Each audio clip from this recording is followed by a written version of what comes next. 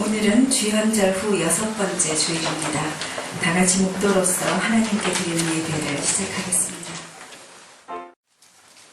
주께서 생명의 길을 내게 보이시니 주의 앞에는 충만한 기쁨이 있고 주의 오른쪽에는 영원한 즐거움이 있나이다. 오늘 이 본문의 말씀을 선택한 이유가 있습니다.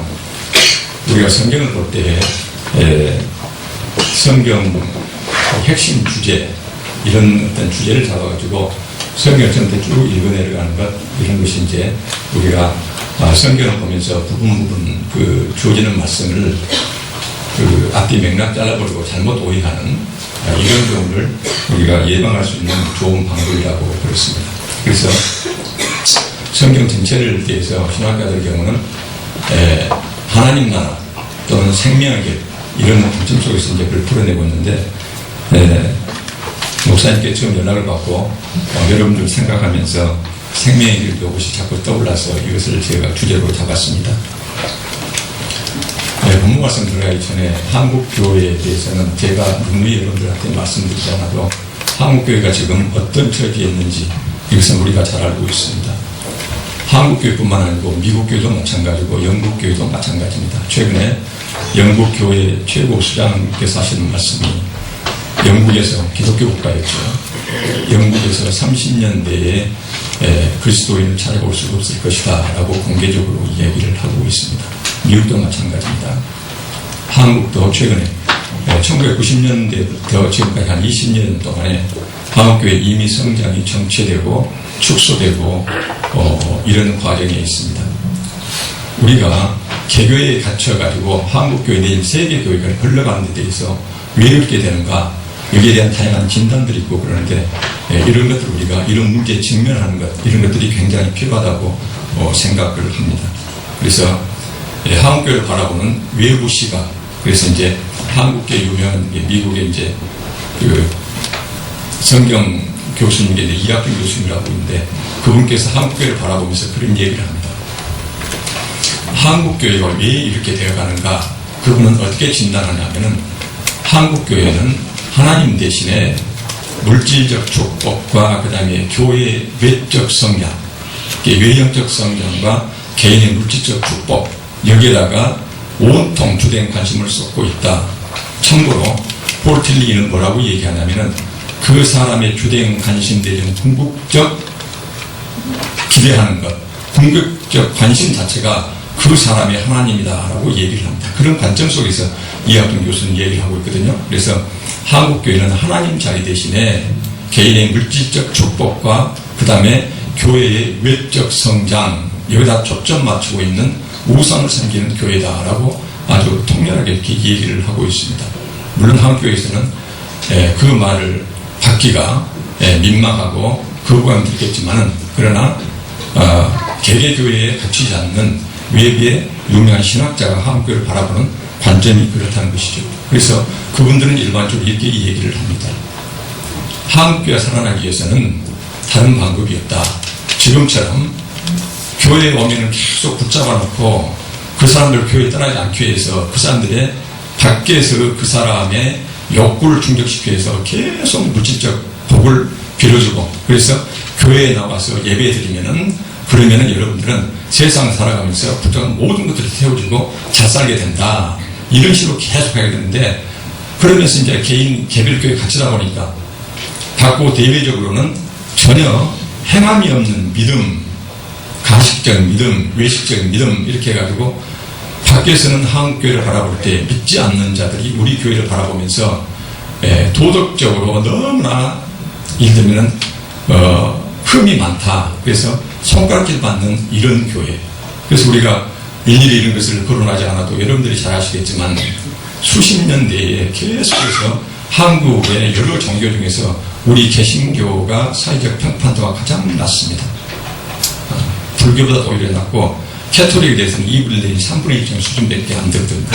그래서 이 원인 자체가 뭐냐면은 행함이 없는 말로만 하는 말하자면 믿음, 그 다음에 그 예배 중독, 계속 개별 교회에 갇혀가지고 예배 드리고 또 예배 드리고 계속 예배만 드리고 밖에 나가서는 전혀 변화가 없는 이런 삶. 그래서 행함이 없는 믿음 자체가 한국교회를 질식시키고 있다라고 얘기를 합니다. 그래서 이렇게 해서 사람을 많이 모아놓으면 교회가 성장할 것 같지만 그러나 그 교회가 절대 하나님 방법이 아니기 때문에 성장할 수 없는 것이다. 그래서 그 교수 같은 경우는 한국교회에 다시 외적 성장이 오기 위해서는 본래 하나님이 기뻐하는 그 성장이 오기 위해서는 하나님 말씀으로 돌아가야 되는데 그 말씀의 핵심 본질이 뭐냐면 행함이 있다는 믿음으로 되돌아가지 않는 방법이 없다. 이렇게 얘기를 합니다. 그래서 이제 교회가 당면한 이런 위험들은 실은 2000년 교회 역사에서 처음 당하는 것이 아니었거든요. 지금까지 계속 반복되어 왔거든요. 지금까지 반복됐는데 이렇게 반복되는 과정에서 그때마다 하나님께서는 당신 백성들을 사랑하시기 때문에 꼭 위대한 신앙 민들을 일으키셨어요. 그래서 이제 여러분 잘 알다시피 820년대 루소 같은 경우는 그렇게 믿음을 강조했거든요. 루소가 강조했는데 그 루소가 했던 말이 있습니다. 인간의 깊은 죄성, 그 죄성에 하나님의 율법을 들이대서 그 죄를 깨닫게 해가지고 깨닫게 해야 그 하나님의 말씀 율법이 그 죄인을 예수 그리스도로 인도한다. 그래서 믿음을 강조했지만 실은 루터가 그렇게 얘기를 하지 않았어요. 더 중요한 것은 뭐냐면은 행함이 따른 믿음을 이렇게 말씀을 하셨거든요.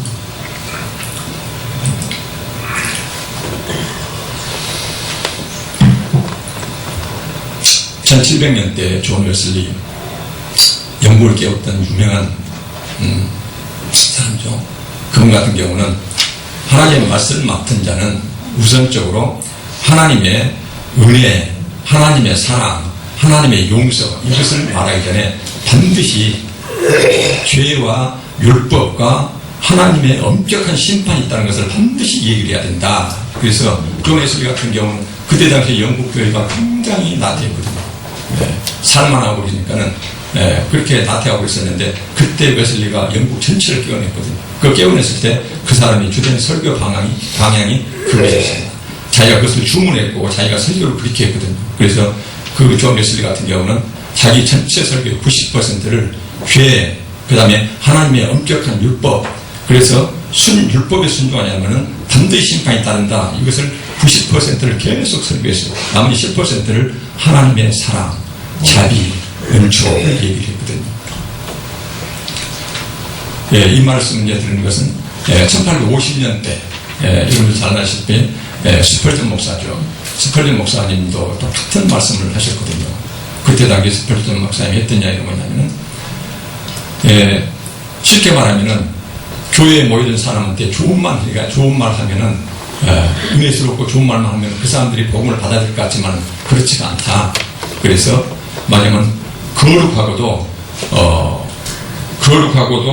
의롭고 거룩한 율법을 그들한테 말하면 들이대가지고 그들이 하나님의 율법 앞에서 무서워서 벌벌 떨지 않고서는 절대 사람들이 하나님의 복음, 은총의 복음, 은혜의 복음을 받아들이지 않는다. 그래서 반드시 하나님의 우리가 말하면 쉬운 용서, 그 다음에 믿음으로 구원받는 이런 것들 하기 전에 우리 죄성을 깨우기 위해서 하나님 말씀에 예를 들면 방금 말씀드렸듯이 거룩하고도 무서운 하나님의 심판 잣대 이것을 들이대서 사람이 정말로 하나님 말씀 앞에서 벌벌 떨어야만이 그래서 율법을 따라서 율법이 가리키는 예수 그리스도를 만나게 되고 그 다음에 하나님의 복음을 받아들이게 되고 이런 말씀들을 했거든요. 이런 거룩한 하나님 말씀을 전면에 내세웠던 이런 신앙 유의들 때문에 보면은 영국도 그렇게 나태했던 신앙들이 다시 이제 이렇게 일어서게 되고 그랬었습니다.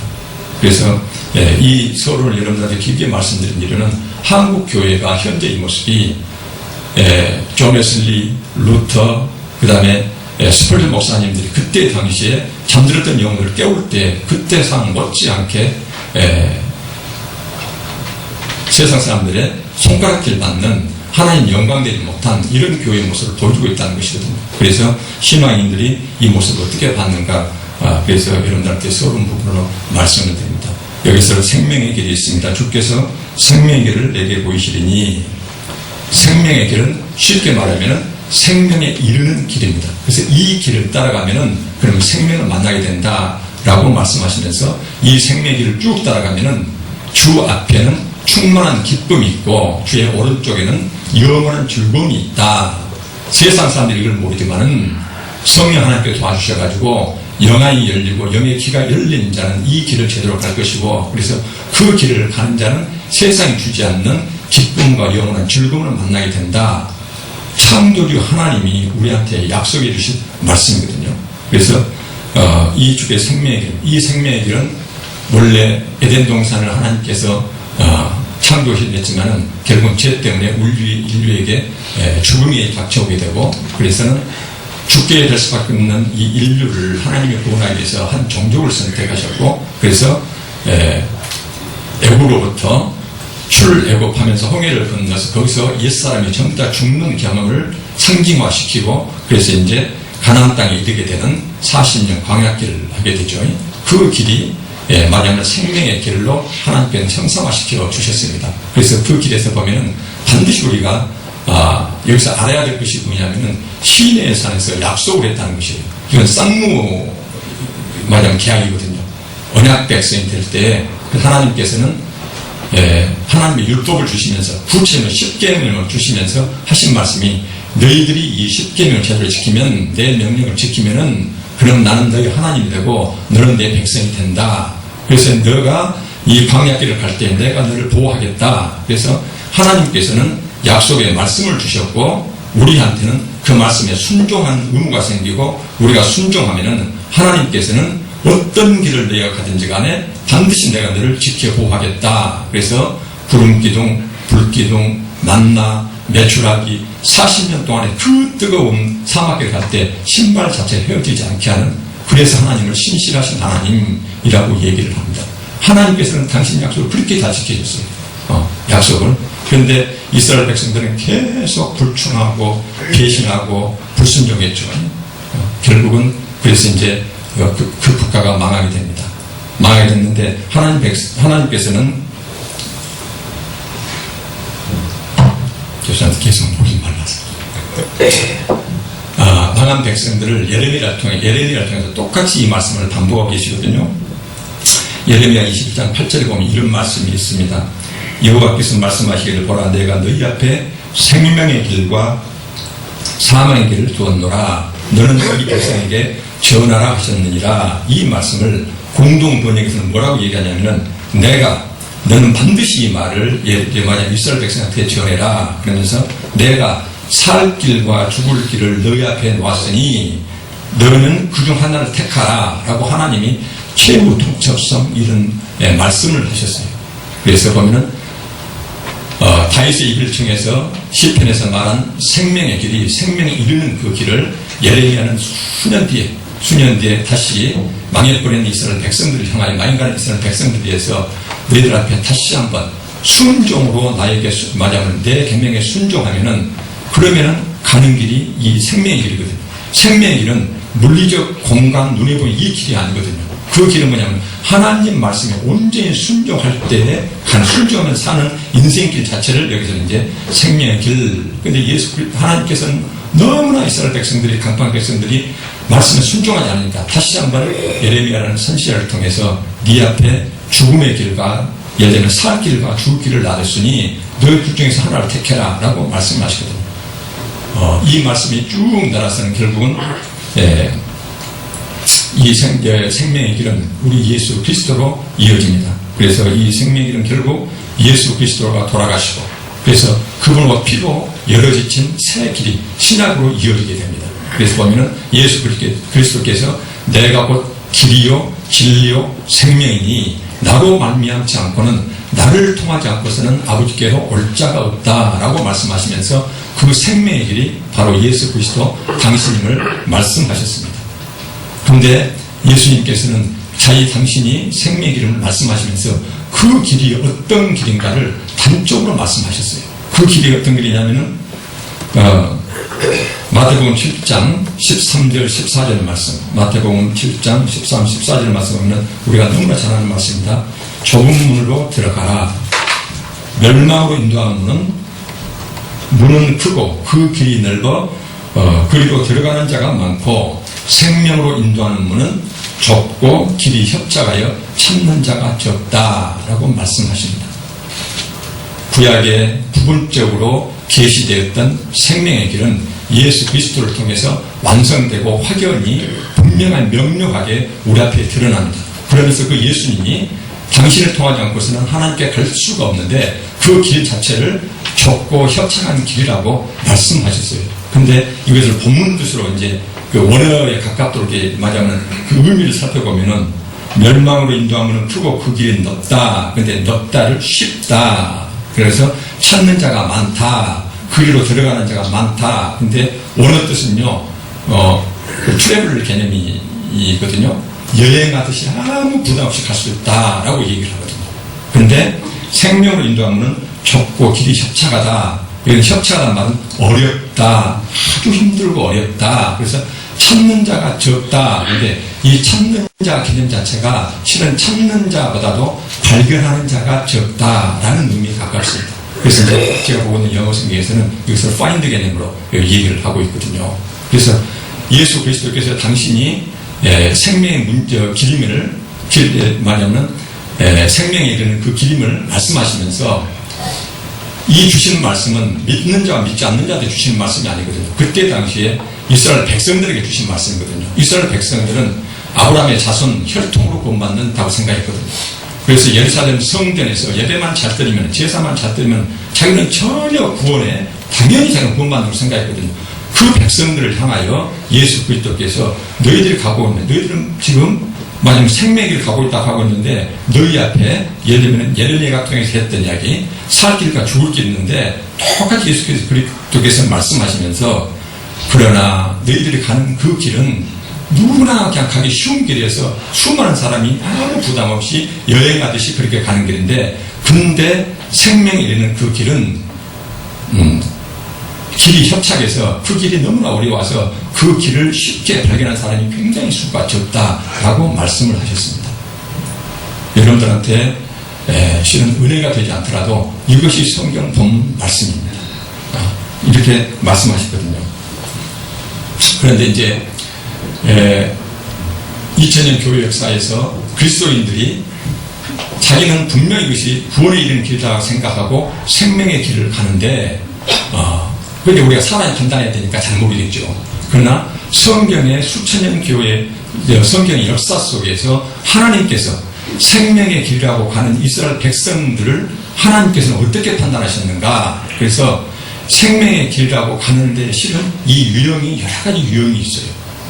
말하자면 성경에 나오는 것이거든요. 그래서 제가 나름대로 이 주제를 잡고 성경을 보면서 나름대로 그렇게 생각을 해봤어요. 성경에 자주 이제 변번이 발생되는 말씀을 찾아보니까 그래서 보니까는 지식과 입술로 가는 사람들이 있습니다. 하나는 종교적 제의, 쉽게 말하면 무수한 예배만 통해서 그 길을 가는 사람이 있어요. 또 하나는 뭐냐면은 하나님에 관한 하나님을 깊이 알고 참다운 지식이죠.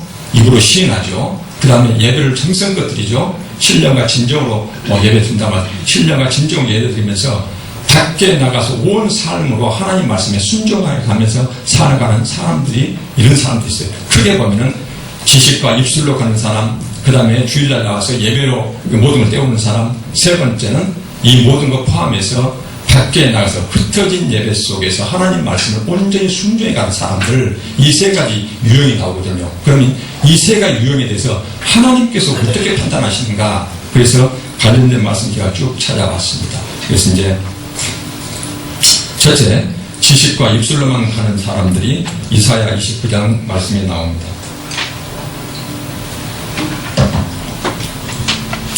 이사야 29장 13절. 참고로 이사야는 북이스라엘이 범죄 때문에 멸망에 가는 상황을 쭉 보면서 똑같은 죄를 범하고 있는 남유다 백성들을 향해서 이제 외치는 말이거든요. 근데 이 이사야한테 임하신 말씀이 있거든요. 주께서 이르시되 이 백성이 입으로는 나를 가까이 하며 입술로는 나를 공경하나 그들의 마음은 내게서 멀리 떠났나니 그들이 나를 경외함은 나를 예배함은 나를 섬기는 것은 사람의 계명. 그럼 사람의 계명이 뭐냐면 자기들이 정한 규칙과 자신들의 전통을 가지고 하나님 말씀 있는데 자기들이 이제 신앙생활 하면서 자기들이 가지고 오는 어떤 전통 있잖아요. 이 전통을 가지고 가르침을 받았을 뿐이라 그걸 가지고 나를 섬기는데 입술은 내게 가까운데 그들은 마음은 내한테 멀리 떨어졌다라고 말씀을 하십니다. 그 다음에 이사야로부터 약 100년 뒤떨어진 후에 예레미야에게 하나님 말씀이 다시 임합니다. 예레미야 때는 이미 북이스라엘은 철저히 망해버렸거든요. 남유다는 망하기 직전이었어요. 예레미야는 남유다 백성이 하나님 말씀 순종하지 않으니까는 북에서 예를 들면 태풍처럼 몰려오는 피비린 나는 전쟁을 이미 보고 듣고 막 환상 중에서 이랬던 그 선지자거든요. 그 선지자한테 그렇게 남유다 백성들한테 그렇게 살면 안 된다. 여기서 우리가 성경에 나타나는 것은요, 남유다 백성들이 한 번도 하나님을 떠난 적이 없습니다. 여러분들이 생각할 때 그 구약에서 계속 성경이 있을 때 보면은 그들이 바알을 섬긴다, 나를 떠났다. 근데요, 항상 이스라엘 백성들은 문화로서는 농경문화, 바알 신앙을 받아들였고, 그 다음에 신앙으로서는 여호와 신앙을 가지고 있었거든요.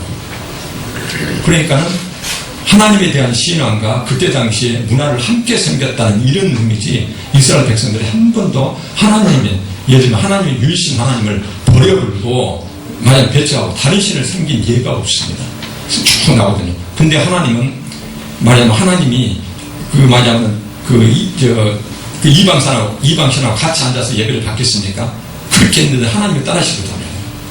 그러니까 항상 나를 떠났다 이렇게 말씀하시는데, 예레미야도 똑같은 말씀이 이사야 100년 전에 했던 그 이사야가 똑같은 말씀이 저자가 똑같이 말씀을 반복하세요.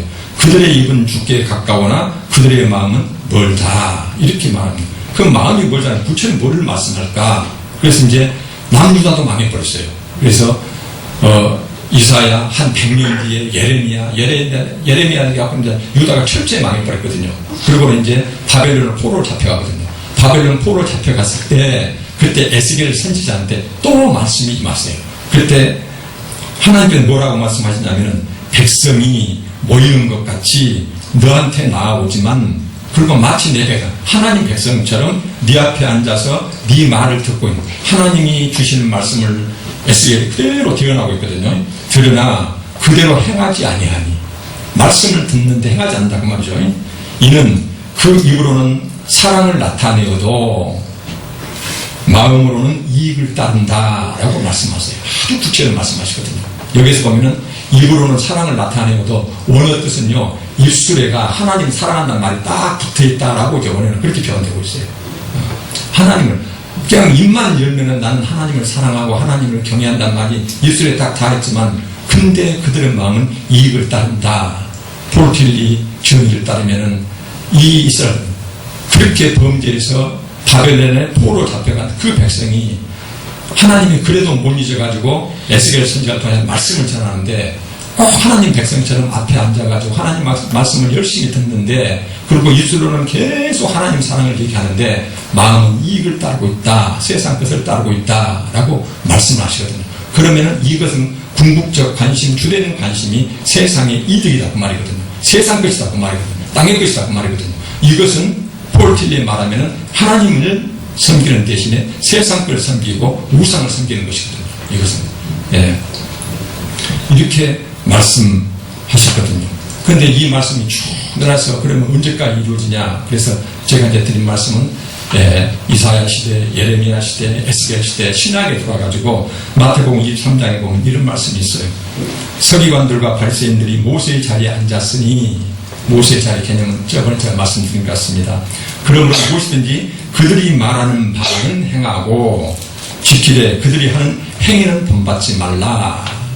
말은 서로 따라서 순종하지만 그들의 행위는 절대 본받지 말라. 그러면서 성경에서 쭉 나오시는 말씀이, 그들의 행위는 서기관과 바리새인, 그때 당시 종교 지도자들입니다. 겉옷을 꾸미고 잔치의 윗자리 탐하고 회당 높은 자리 문안받기 좋아하고 랍비 지도라 칭함받기 좋아하고, 직어로 말하자면 감투하고 존경받기에 혈안이 되어 있는 사람들이다 그 말이거든요. 감투 이렇게 말씀하시거든요. 그래서 여기서 보시면은 이 사람들은 한 번도 하나님의 생명의 길을 떠났다고 생각한 적이 없어요. 자기 나름대로는 열심히 하나님을 섬긴다고 했거든요. 근데 온통 입술로는 입에 아주 달라붙었지만 그들의 속 마음은 하나님의 말씀에 순종하는 것이 아니라 끝없이 세상 것을 섬겼거든요. 이렇게 해서 보면은 지식과 입술로만 이 생명길을 가고 있다고 착각했던 사람들의 유형이 쭉 나옵니다. 근데 한 번도 하나님께서는 긍정적으로 평가하신 적이 없이 그들의 속마음을 깨뜨려 보시고 말하자면 제 길로 가고 있는 자들, 멸망으로 가는 자들 이렇게 말씀을 하시고 결국 이제 멸망을 다 당하는 것들이죠. 두 번째 경우가 있습니다. 종교 제의로만 종교 제의 말하자면 지금으로 따지면은 옛날에는 이제 예루살렘 성전에서 계속 말하자면 짐승 잡아서 피, 그 다음에 재물, 기름 드리고 이렇게 했던 것들이거든요. 아침, 저녁으로 계속. 지금으로 말하면 예배거든요. 주일, 날 예배, 오후 예배, 새벽 예배, 수요 예배, 금요 철야 예배, 세계 역사상 한국 교회처럼 이렇게 예배를 많이 드린 교회가 없어요. 역사상. 예배가 잘못됐다는 게 전혀 아닙니다. 그래서 이제 종교전만 가는, 여기 보면은 이사야 1장 10절 말씀이 나오거든요. 제가 여기서는 얼른 제가 말씀해 드릴게요. 쭉 제가.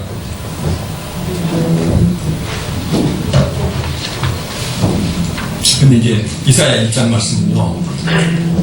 저번에 제가 와서 여러분들하고 같이 봤던 예레미야 7장 말씀과 똑같습니다. 100년 전이나 후나 그 백성들의 변함이 없으니까 하나님이 주시는 말씀은 똑같거든요. 여기 보면은 10절에 제가 여러분들이 이제 익숙한 말씀이니까 제가 쭉 읽어드리면서 말씀드릴게요. 너희 소돔의 관원들아 여호와의 말씀을 들을지어다. 너희 고모라 백성아 우리 하나님의 법에 율법 하나님 말씀에 귀를 기울이라 라고 말씀하시면서 뭐라고 하냐면은 여호와께서 말씀하시되 너희의 무수한 재물 내게 무엇이 유익하냐. 나는 순양의 번제와 살찐 짐승의 기름에 배불렀고 나는 숫송아지나 어린 양이나 순염소 피를 기뻐하지 아니한다 라고 말씀하십니다. 이 말은 그때 당시 이스라엘 백성들은 이렇게 예배를 많이 드리고 여기 보면은 재물, 번제, 기름 그때 당시에 예배에 드릴 때 하나님께 바치는 것들이 있거든요. 이것이 무수한 셀 수 없이 많았거든요. 이러면 될 줄 알았거든요. 그렇게 이스라엘 백성들을 믿었어요. 근데 이 예배행에 대해서 하나님은 뭐라고 판단하시냐면은 너희들은 내 마당만 밟고 있다. 그러면서 성회, 우리 같은 이제 거룩한 모임겠죠. 예배드리기 위한 아울러 악을 행하는 것을 내가 견딜 수가 없다. 그래서 예배 드리는 것하고 하나님 말씀에 불순종하면서 밖에서 악하게 살아가는 이 모습을 내가 더 이상 볼 수가 없다. 그러면서 이 악을 뭐라고 말씀하냐면은 너의 손에 피가 가득하다라고 말씀하시면서 후속에 보면은 그러면 이제 그렇지 않게 해서 어떻게 해야 되냐. 정의를 구하며 학대받는 자를 도와주며 고아를 위하여 신원하며 과부를 위하여 변호하라. 고아, 과부, 나그네를 너희들이 돌보지 않는 것, 그러니까 그들한테 착취해 먹는 것, 이런 것들이 너의 손에 피가 가득하다라고 말씀을 하고 계십니다. 그래서 세상 삶 속에서 그 하나님 말씀 순종하지 않는 것하고 예배행위 부성이 들은 것하고는 하나님이 절대 그 예배를 받지 않으신다라고 말씀을 하십니다. 그래서 이제 여기 이제 이뿐만 아니라 예레미야 7장도 마찬가지로 여러분이 봤던 말씀, 예배하러 이 문으로 들어가는 유다 사람들아 너희들이 여호와의 성전이라 여호와의 성전이라. 본래 뜻이 나는 안전하다 그 뜻이라고 그랬죠. 그래서 예배에 들어가면서 예루살렘 성전에 하나님이 계시기 때문에 거기다 제물만 바치고 예배만 드리면 나는 안전하다. 그 거짓말에 속지 말라 하면서 똑같은 말씀으로 이방인과 과부를 압제하지 마라. 너희는 돌아보지 않았다라고 어떻게 말씀을 하시거든요. 그 다음에 이제 이사야와 같은 시대에 있던 아모스가 미가에 대해서 똑같은 말씀을 하십니다. 내가 너희 절기를 미워하며 멸시하며 너희 성회들을 기뻐하지 아니하니 나는 오직 정의를 물같이 공의를 말이지 않는 강같이 흐르게 할지어다 라고 말씀하시면서 절기 그 다음에 성회 예배보다도 말하자면 정의, 공의 성경 말씀에서 정의와 공의는 항상 보면은 고아, 과부, 나그네 그 사이의 약자들과 관련돼서 말씀하시는 것이거든요. 미가도 마찬가지입니다. 미가도 마찬가지입니다. 천천의 순양이나 만만의 강물 같은 기름을 나는 기뻐하지 아니하고 오직 정의를 행하며 인자, 끊임없는 사랑을 베풀어라. 가난한 자들에 대해서 이렇게 말씀하시거든요. 여기서는 천천의 순양이나 만만의 강물 같은 지금으로 말하면 헌금 정도로 보면 될까요? 그래서 첫째, 입술로 했던 백성들에 대해서 하나님께서는 계속 잘못된 것을 지적하고 계십니다. 두 번째는 방금 말씀드렸듯이 종교 의식 내지는 예배로만 계속 때우려는 사람들, 밖의 삶 자체가 변함이 없는 사람들, 여기에 대해서 하나님께서는 전혀 기뻐하지 않는다라고 말씀을 하십니다. 마지막으로 이제 하나님께서는 그러면은 입술과 지식이 아니고 그 다음에 모여서 드리는 이 예배뿐만 아니라 온 삶으로 드리는 예배, 이 모습을 예수님께서 직접 말씀하셨어요. 그 말씀이 마태복음 25장 30절에 너무나 여러분들이 잘 알고 있는 양과 염소, 마지막 날 예수 그리스도의 재림하실 때, 이 세상을 심판하실 때 심판 기준을 얼마나 명료하게 말씀하고 계신지 몰라요. 우리가 이 말씀이 부담스러워 받든지 안 받든지 이건 우리 사정이거든요. 하나님께서는 그렇게 말씀하시거든요. 하나님은 세상 사람들이야 시대가 변하면 문화가 변하고 모든 추세가 변하고 판단 기준이 변하죠. 하나님이 창세전 하나님이나 지금 하나님이나 변하실 일이 없는 것이죠. 그 말씀이 말씀하실 때 여기서 보면은 양과 염소 내가 줄일 때에 시간이 너무나 많이 갔는데 제가 한 가지에만 간단히 말씀을 드릴게요. 이 말씀 관련해서 여러분들이 얼마 전에 미국에서 국민일보에 나왔던 그 유명한 기자를 SNS에 굉장히 높게 퍼졌던 이야기인데요. 예레미야 스티펙 목사라는 그 미국 목사님이 노숙인이 된 사연 혹시 여러분들 들으셨는가 모르겠습니다. 다시 한번 간단히 말씀드릴게요. 10,000명이나 모이는 어마어마한 큰 대인교회였거든요. 아침에 봤더니 아주 깨지지 않은 거지가 거기에서 이제 오가는 사람들한테 손을 벌리고 있어요. 냄새나고 아주 추워요. 사람들이 전부 다 피해갔어요. 몇 사람은 동전 던져주고 지나가고요. 예배가 신나는데 그 거인이 앞으로 걸어 나와요. 예배 이후에 저 길을 치워버렸거든요. 목배가 안 된다고. 그래서 맨 뒤에다가 구석기 앉혀놨어요. 예배가 시작되면서 사회자가 얘기합니다. 그거 보면은, 오늘 우리 교회 처음으로, 이제 새로 목사님 청빙됐거든요. 청빙에서 오신 목사님, 예레미야 스펙 목사님 계시면은 강단으로 나와주십시오. 라고 얘기를 했거든요. 그 사람들이 전부 다 보고 있는데 맨 뒤에 앉았던 그 거린이 앞으로 걸어 나오더랍니다. 그러니까 교회 아침에 그 거린을 전부 다 냉겼던 사람들이 전부 다 전기에 감전되듯이 전부 다 움츠려가지고 어떤 사람은 그때부터 고개를 숙이기 시작했고 그 거린이 나오더니 읽은 성경 말씀이 마태복음 25장 31절에서 40절 말씀입니다. 이거지가 뭐냐면은 내가 줄일 때 너희가 먹을 것을 주었고 목마를 때 마시게 하였고 나그네 되었을 때 영접하였고 헐벗을 때 입혔고 병들었을 때에 옥에 갇혔을 때 참고로 그때 그 감옥이라는 것은요 지금 감옥하고 틀리거든요. 옛날 감옥은 그 없이 살 때라 그 감옥에 갇힌 사람을 누가 음식을 제대로 입히질 않았어요. 밖에서 지원이 없으면 굶어 죽고 얼어 죽는 그때 시대였거든요. 그러니까 옥에 갇히면 반드시 밖에 돕는 사람이 있었거든요. 이제 그런 배경에서 옥에 갇혔을 때 이런 말씀을 하시거든요. 빨리빨리 진행하겠습니다. 이것을 때문에 사람들이 이제 흐느끼기 시작했고 그러면서 스티븐 목사님이 그런 얘기를 했답니다. 아침에 봤더니 10,000명이나 된 사람들이 이 교회를 쭉 들어갔는데 제가 봤을 때는 예수 그리스도의 교회는 아니었습니다. 예수 그리스도 교인이 된다는 것은 여러분 그리스도인이 된다는 것은 여러분들이 생각보다 훨씬 더 여러분들이 살아가는 사이에 고아 가부 나그네의 그들을 돕고 그들 곁에서 함께 살아가는 것입니다 라고 얘기를 했다고 합니다. 그래서 이제 총 얘기를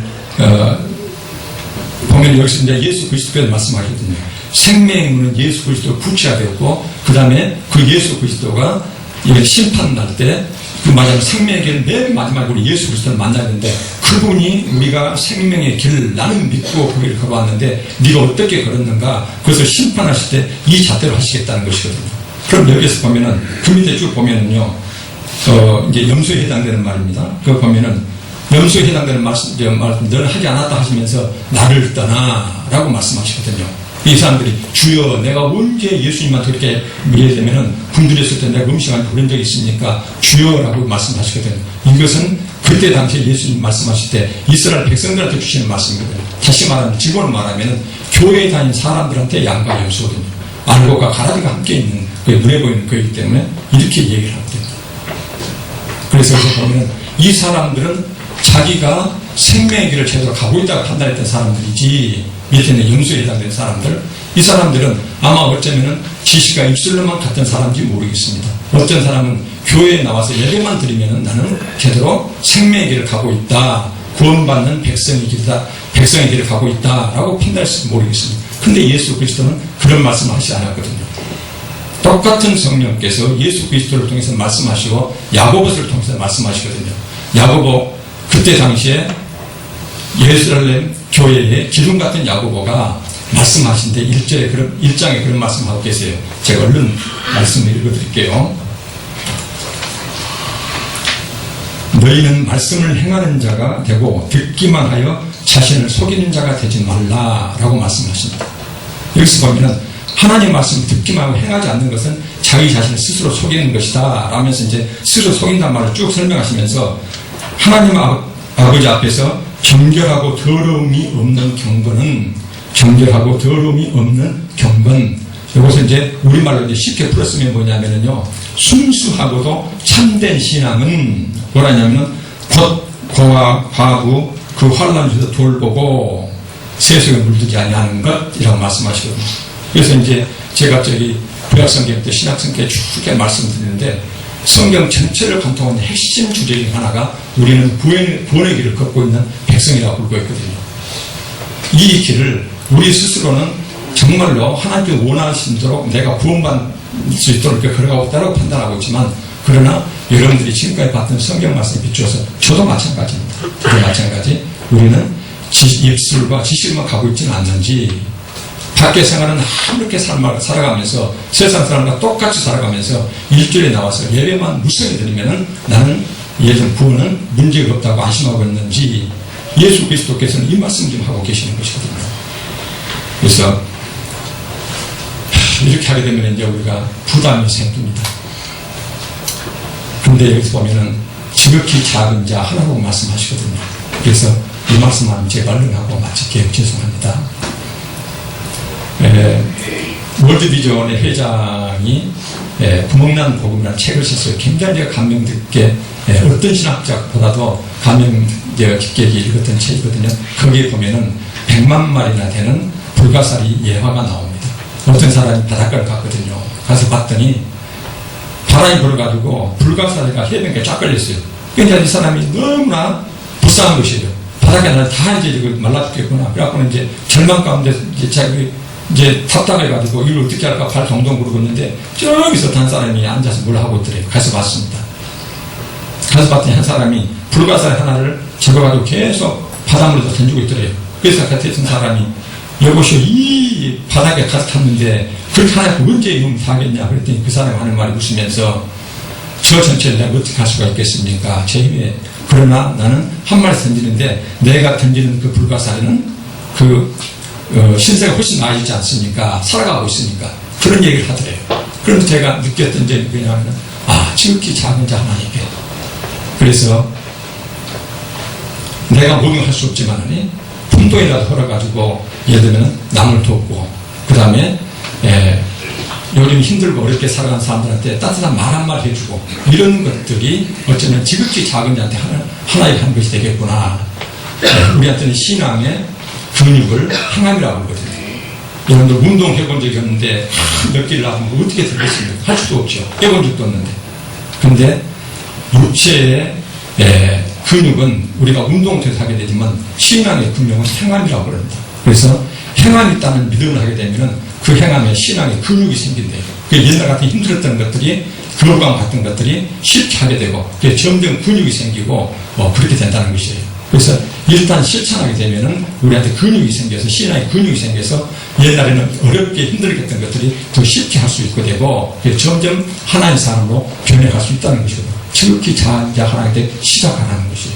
이렇게 하게 되면 하나님 우리한테 약속을 해주셨습니다. 반드시 그 길에는 약속하시기를 충만한 기쁨과 그 다음에 영원한 즐거움이 기다리고 있다. 이렇게 말씀하고 계시거든요. 그래서 우리가 한국에 이렇게 됐던 것들, 그 다음 우리는 한국교 전체가 이런 모습이니까 그 속에 있으니까는 평범 속에 내가 어떤 악을 저지른지를 알 수가 없어요. 근데 우리가 오직 성경 말씀을 바라보면서 성경의 말씀에서는 생명길을 걷다고 하는데 난 어디 경에 해당되는지 알아보시고 저 역시 마찬가지입니다. 그래서 말씀으로 돌아오는 여러분과 제가 됐으면 좋겠습니다. 기도하겠습니다. 아버지 하나님, 오늘 본문 말씀을 통하여 우리 깨닫게 알려주시옵소서. 세상 사람들의 전통과 한국교의 전통 속에서 우리가 이렇게 신앙생활하는 것이 입술로만 하는 것, 예배로만 하는 것, 하나님 말씀 제대로 순종하지 못한 것들이 얼마나 많은지 저희를 깨닫게 하시고, 이제는 이 모인 예배가 흩어졌을 때에 밖의 세상에서 하나님 말씀을 순종하면서 푼돈이 남아 따뜻한 말 한마디라도 가난한 이웃들에게 그들의 힘과 되고 위로가 되는 제대로 될 수 있도록 하나님 변화시켜 주시옵소서. 감사드리며 예수님 이름으로 기도합니다. 아멘.